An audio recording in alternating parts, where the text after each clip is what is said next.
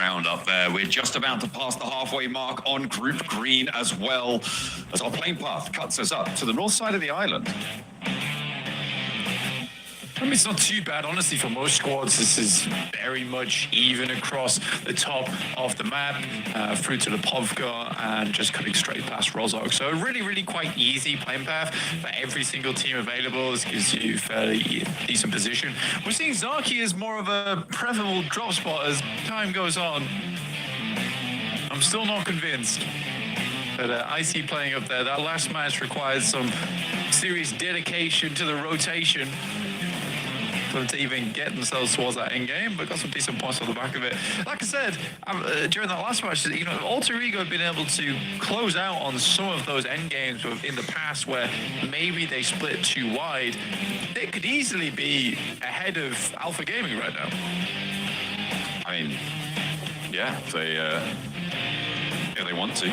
You just got to want it enough, I think. You know, that's the problem, right? None of these teams want it enough to be able to jump up towards these top sides.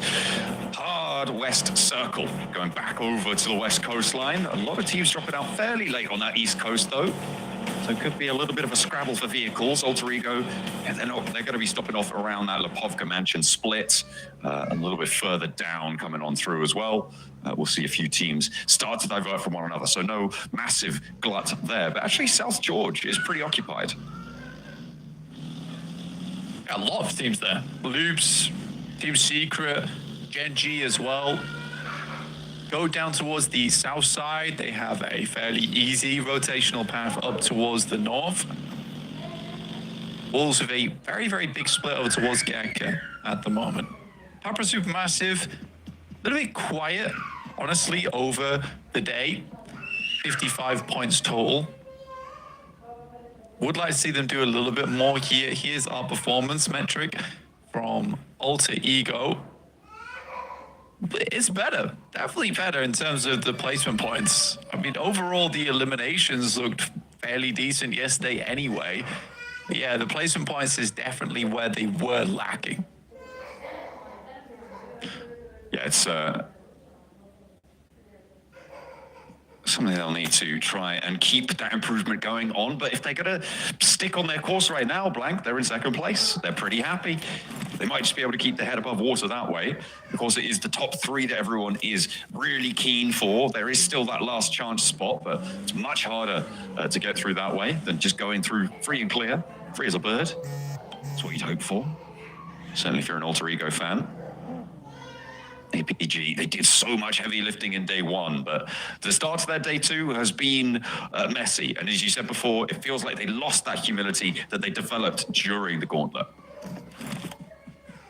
Yes, they certainly.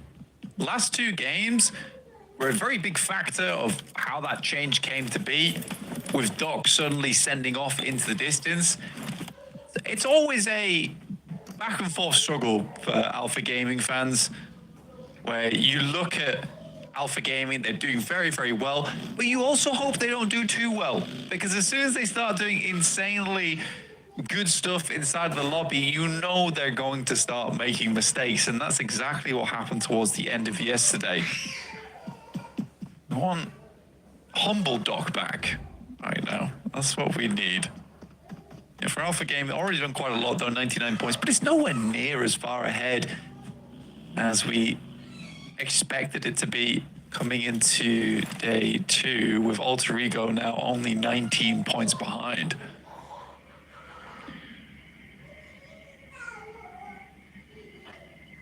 We will need to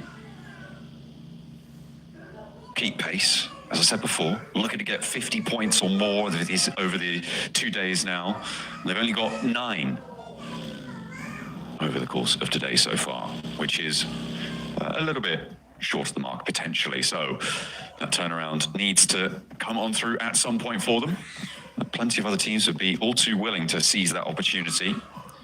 We've seen, I mean, like the guy on our screen right now, Kamikaze, he has been a real standout so far for the games of Papa Supermassive, right? He seems to just have this ethereal nature, this ability to land shots where you just don't expect him to. And Papa Supermassive obviously very keen and happy to have him on side. Unfortunately, they're just not quite up to that third place yet, but they do keep marching. They do keep going. It's interesting as well because for Papa Supermassive, there's this weird thing where for Kamikaze to be doing so well on an international stage is strange because Lost and Nico are typically their best players on that squad. So now knowing that there's 3 players there, all insane, by the way, and proven to be insane, why are we not translating those points in a bigger way? I think 6th place is quite successful, but we already know that this is a very volatile leaderboard at the moment. Hoping they can go a little bit further than that. I think that Erangel at the moment has been a little bit tricky for them, which again is weird because it's technically their best map. There's a lot of strange things happening in the Papra Supermassive camp. And I do think they can go much further. We'll wait and see. Right now it's a long journey for them though. Starting in Mini Milta, they would have head all the way across to the Western Island. And talking about that Western Circle, there's a bit of a bait on the plane path where it cuts so nicely across, delivered everyone towards the eastern side of the island, only to shift on back. That's something they'll be keeping their eyes out for now. As we head over Potato Hill, over Pachinki, out to the west side. It's OG moving, it's D+ moving down from Ruins, and they are going to be holding quite a decent split, but they have allowed OG to move on through, so not convincing, well, at least the forward guard for OG to move on through, so not a super convincing spot for them just at the moment.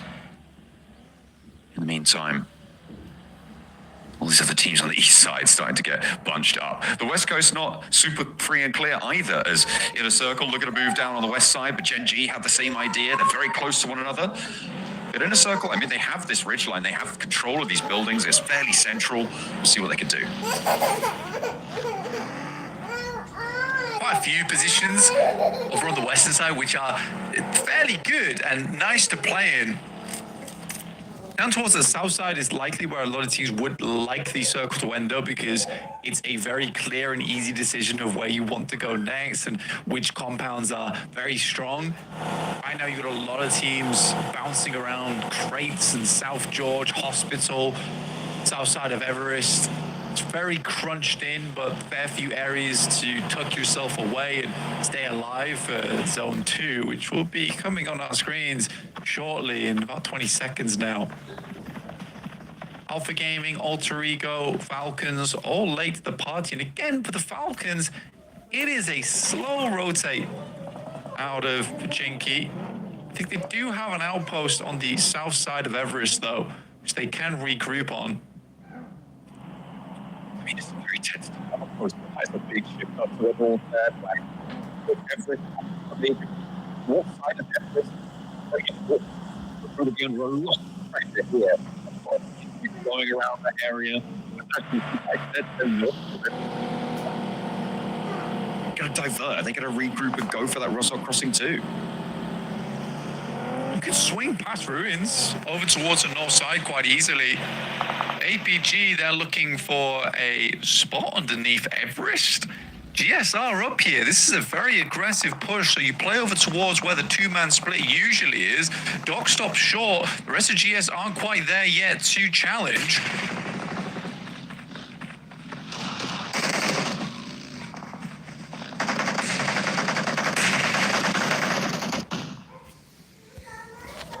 Needs to, well, to try and avoid them, really. They pop on over, as we pop on over towards Wolves, who have had a knock sent their way, but they should be all right for the time being. They win the fight against Reject, and to truck on in from that southwest side. APG still staying alive as well. East side, but only just. They are starting to get crunched here. And another bad game for them. It's a continuing downturn. This is Gauntlet APG back in action. That push as well is just unreasonable. It's unreasonable. APG absolutely knows that there's team up there playing on the 2-2 split. There's also no reason for them to go for it With the circle moving down towards the south side and such a hard shift over towards the north, they have free option to swing past on the top side of Everest, maybe take North George or south. Instead, Alter Ego, they get a really clean push. Never mind. Doc with a three-man nade, now looking to finish the business. Oh, what a special nade coming through from Doc. I mean, we've seen them from him before, but this is a real clutch moment for it. Rosemary jumping out wide, the Molotov at his feet. Doc doesn't want to challenge just yet. Slipping around the edge, still has 2 more nades, and Rosemary maybe in danger here. A nade up top, but there's an off angle. Who's that chiming into the fight? I've no idea. I think it might even be 9Z, really far away. D plus maybe from the top of Everest. Rosemary has the nade. Not going to be able to land it though. The bouncer doesn't connect onto Doc. And he has a little bit of a moment to breathe. Rosemary needs to use it wisely. Will he get a teammate back or put more pressure onto Doc's position? I don't know if Doc even has meds left. Doesn't look like he does, but he's looking to push back in. Rosemary on the outside, floundering now, fumbling a little bit. The 2 top players from both the squads looking to finish what they started here. Alva gets flushed out. Doc with a nade, look to throw it upstairs. It would be perfect. Is this the 1v4 potentially? Will re-knock Snape? No! And Doc will be taken down. So the 1v3 was there. An insane grenade. I'm actually glad that Doc doesn't win that fight. I'm actually glad. Because I think that because they lose that fight, Doc might, bring things back a little bit. Just a little. I mean, they get some points off the back, but again, like I was saying before, we had a 3-man nade come through, which was just disgusting. It's absolutely scarped any chance at Alter Ego catching up during this game. They're just making plays that they know are bad, but they're hoping to ego challenge off the back of it. And I hate that. They're trying to be secret and unknown, sort of mysterious, and everyone's just looking at them, and there's just this dude in a cape in the corner who's like chuckling to themselves, and they're like, stop that, and they're not getting any points for it. It's very awkward for APG. They really are an all or nothing squad at the moment. It's actually crazy that they were able to do so well yesterday. And maybe it's that teams have downloaded them, right? Maybe they figured something out. There's a little bit of a clash between Gen G and Inner Circle. Next to each other on the tables as well, 3rd and 4th right now. Tiamba and Wolves close by to one another in the swamp. Tiamba with the first knock sent out their way, and maybe a second soon to follow. Seems like the Wolves are all too happy to clean this one out, see how much they can get done, and the answer is pretty much nothing. They fall very cleanly, actually, to the Wolves, who now have 8 elims on the game. Very good stuff. I mean, for the Wolves, they're starting to load up those points here and there.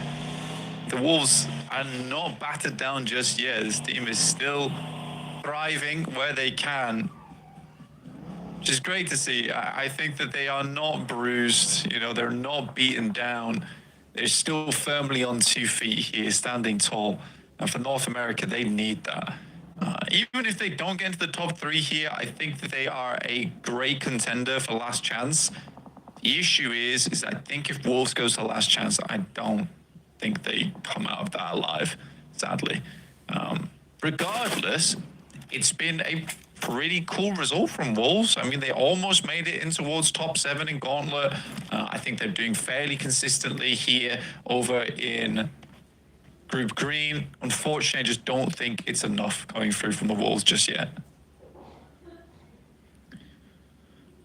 They do still have chances, though. They do still have opportunities, and they've been in a few of these late game scenarios. Maybe they'll get one more here, but they're right on the edge now. And it's going to be an Everest circle. We've had 2 of these already, Blank. We've had 2 of these circles. Sure, there's more teams on the north side this time, but are we getting bored of it? Goodness me. Well, we'll go for a 3rd repeat on this zone. And at the moment, Falcons. Can they do something with this? Can they actually make it work? Because they did regroup onto that outpost. Managed to get all 4 there, which I find very surprising personally. It was a weird anchor point that they had, and then sort of a Hail Mary approach here. This is this Wolves fight between them and Tiamba. Very clean. I think they took one knock, I believe, during that. I'm not even sure they even took a single knock, but it's very nicely done. Wolves rotating through a pretty difficult area. Fortunately, they're not able to pick up the position they quite like, which is where Falcons are playing right now. You also have Papara Supermassive down towards Gakka, so this is kind of a difficult push now for the Wolves. They could send over towards the north side and try and hold out teams, but you already have loops here in a circle. I'd say this is one of those circles where a lot of prime real estate is already taken. If you want to get into the circle, you have to fight for it at this point. So likely going to see quite a few engagements. Personally, I don't think Team Secret has enough firepower to try and overtake any of these teams a single spot. And so I don't expect Team Secret to be living out too much longer. It's interesting that they were in this location so early on. One of the closest teams to it after that northern shift, but they're still getting cut out here. Gen G lose one on the approach. They're looking to divert and maybe find that south side of the hill. Are they going to crash into the further on compound towards OG? I mean, they are just going to draw short on the rocks here, it seems. Leave claws out. Wanting to not put all their eggs in one basket, but 9 said, kind of the opposite tune right now. He's going to spray down, and Gen G are going to lose one. Can they protect him from that high ground? Do they have the angles to do so? Are Alter Ego going to get stuck in as well? Because they sit atop all of this, even though they only have 2 players. A lot of sightline potential from the top of Everest. There we go. You got the old dominoes on Everest right now. You got D plus knocking into GS, knocking into Alter Ego, knocking into Inner Circle, knocking down onto Loops. This is probably the most packed I've seen Everest in a long time, and no one wants to fight for it at all. It's just allowing it to happen. I think everyone's worried that as soon as they take a fight with someone else, there's going to be an immediate response from the other side of Everest. Also crazy, Max was just highlighting this in our chat, where the fact that Alter Ego makes this push over towards Everest is insane. Gen G finally going down. He was looking for a home, but there was no room at the inn, and Gen G will be eliminated now. Their ascent stopped a little bit, so we'll see how far the teams beneath them can approach on the points tallies, because there are quite a few teams that are definitely within striking distance, not least of which is Go, who are rolling up to Inner Circle. They go 2 up on the point immediately on the roll-up. They're looking for that close range clutch factor, and they are delivering again, Blank. There is potential for Team Secret to try and third-party this, but Inner Circle have already been pushed aside, and maybe Team Secret's time has run short on this approach third-party. For Go, the late game, they are not closers, but what they are is incredibly good in the 4v4. I think if they can fix their late game rotates and how they plan out the rest of their game, they'd be a pretty phenomenal team. Right now, I think that their closing factor is just not quite there, but being able to win a fight like that versus IC so handedly really speaks volumes about this team. It's really impressive stuff in that firefight, you're right. Finally, the top of Everest going to start to pop off. D plus and GS going to loggerheads. It looks like GS are taking the majority of the damage. That is a bold peak, and Nolbu rightly puts him down there, but a close-range combat engagement from Esso maybe pushes him back behind the headland, but he's got the backup from his teammates, drops back down and around, needs to heal up, has 2 first aids, starts to pop them off now as 3 players from GS have fallen. Team Secret, they're moving up as well. They might try and just roll over the top of this, and amongst all the chaos, there's not any full-force teams in action to stop them. They'll go up towards Rosemary, but he's already stopped one of them. Esso, the last player for GS in the meantime, who hop back on board with Chips, they take him down. So D plus look to try and regain a footing. Meanwhile, on the east side, it's OG have joined the party as well. Rosemary and Snape are hopping around on the top of the mountain. They are looking absolutely mental here on the swivel, trying to jump around and find these shots where they can, but this is getting absolutely crazy on the mountain. It's incredibly silly. It really is quite. I think the only reason this happens is because GS is the Central Everest team, and GS does not want to fight a single soul. GS is terrified. I think GS was genuinely petrified holding that position. It takes D plus to push them from the eastern edge. So again, it's a weird one. Wolves have to make this play. They have to make this play. It was their only option. Currently, they're winning. They took a knock from Papara Supermassive earlier. Coops will go down. That's from OG off the distance. Wizkid finding a lovely little shot there. Coops can no longer hold this off angle for them. Oh, Falcons have loops crashed into them as well. They lose another player, so it's just Koa and Redox caught in the middle between the Wolves and loops. Supermassive are on the outside, on the southwest side of it as well. And you can see they're taking shots on the approach. A lot of damage done to everybody on the inside here. Wolves down to one player surviving, just Batten, now trying to keep himself alive these days to keep people at bay. But Redox is flexing out, so is Koa. They're into the smoke with him. They look to try and take down the Wolves here and now, and they succeed in their pursuit. Loops have the corner of the compound under control, and the Falcons have moved out to that north side. Papa Supermassive still playing dead on that southwest edge, not getting involved. No reason to right now. I think they saw that that fight was incredibly hectic. No reason to get into it. Good nade and an immediate flush there from 9ZG over towards Alter Ego, but they get themselves an 8th place, you know, and a few elimination points. It's very surprising that they lived up there for that long anyway. D+ looking to dominate on the north side. You can see there not a huge amount of ammo on side. OG have a strong spot down towards the southeast, but now need to move. D+ gets very favored by the circle on this one, but they will have to deal with Go.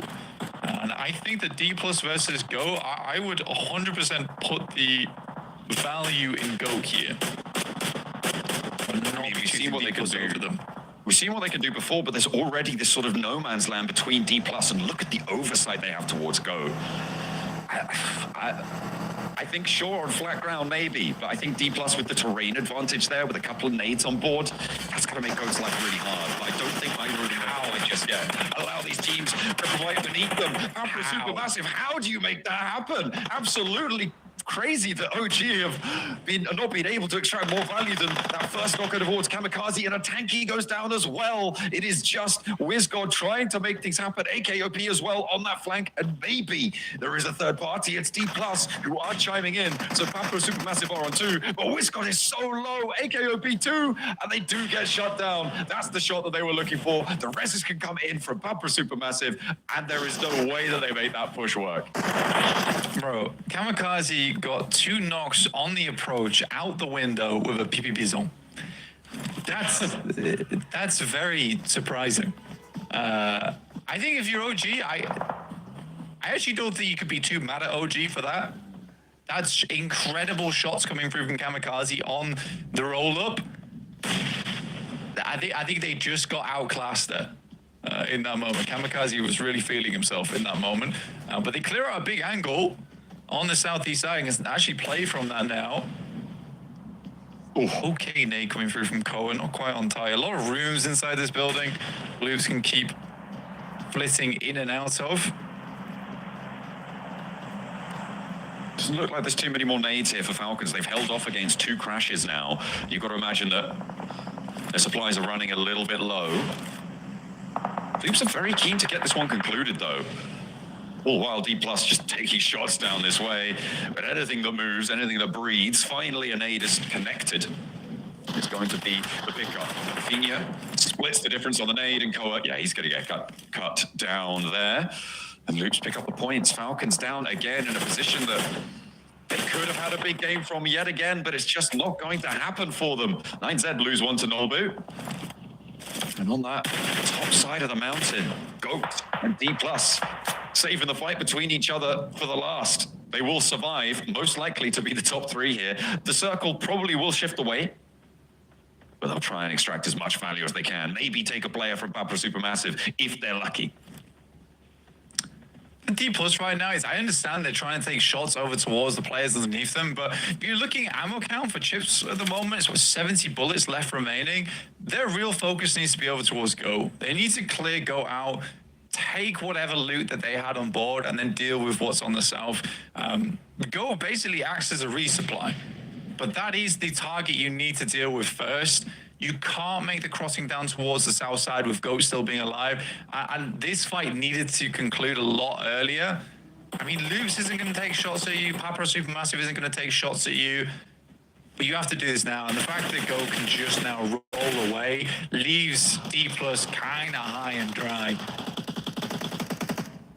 Loops. Oh, they've only had 2 players, but they're giving it a good go against Go.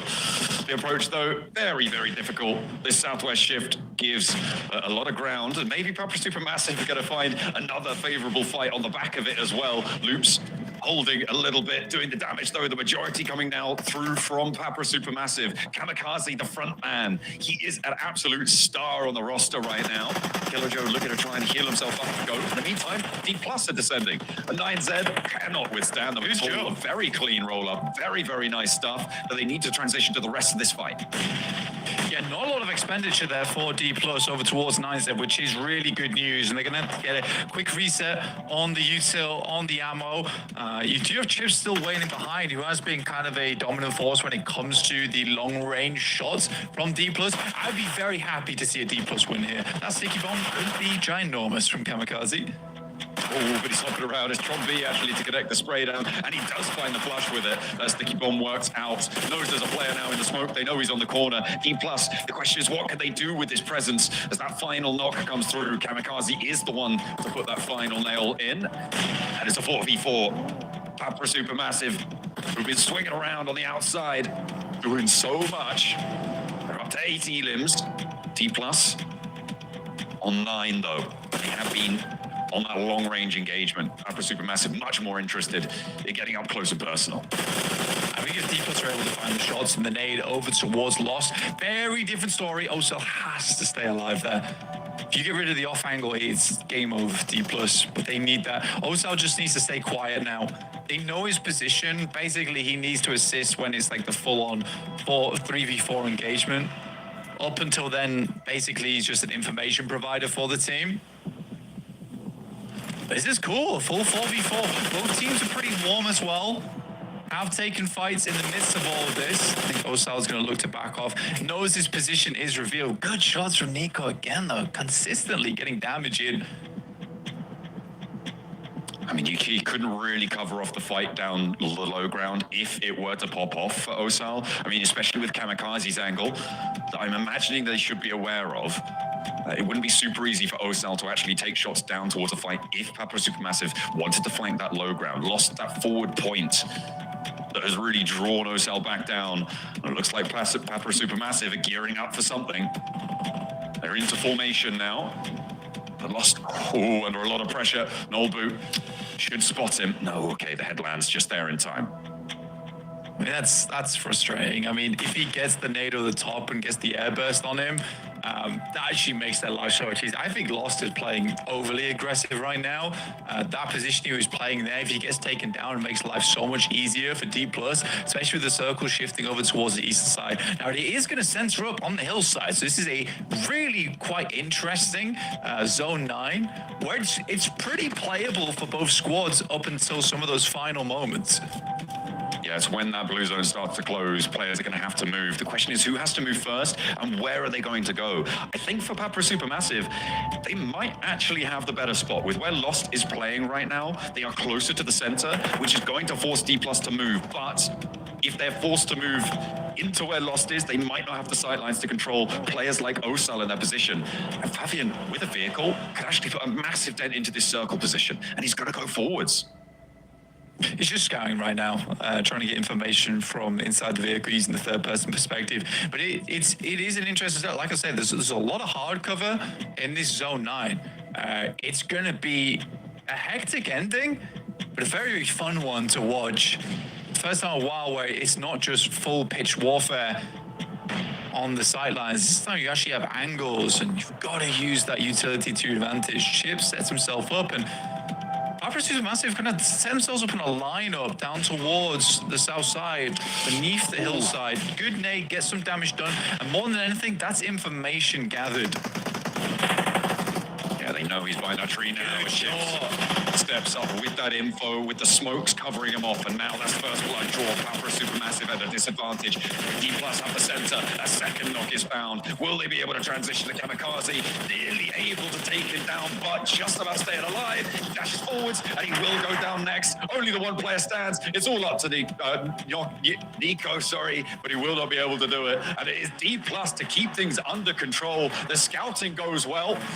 and they flex out wide. Papa Supermassive had some standout plays there in that match, but it was not to be that they could go all the way. That is D plus Kia. I think for Papa Supermassive, they get completely ruined by lost position. It's just kind of so over-aggressive there on the front line. I think they probably should have put the lineup across the north as opposed down towards the south side, because they're playing down the hill there. It's a little bit confusing. There was still some hard cover to work with. Overall, though, this is the best we've seen D+ in a while. It's a really good game from them.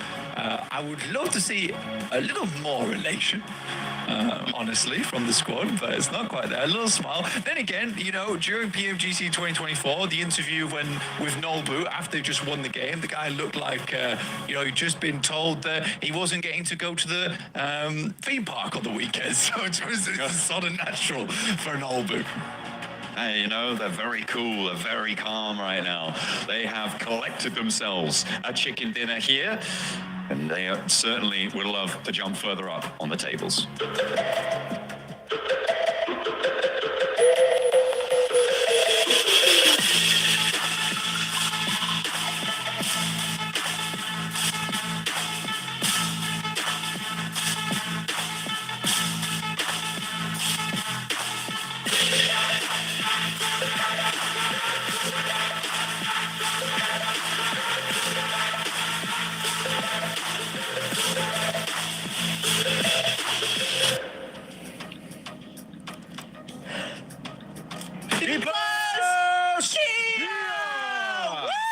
That was terrible.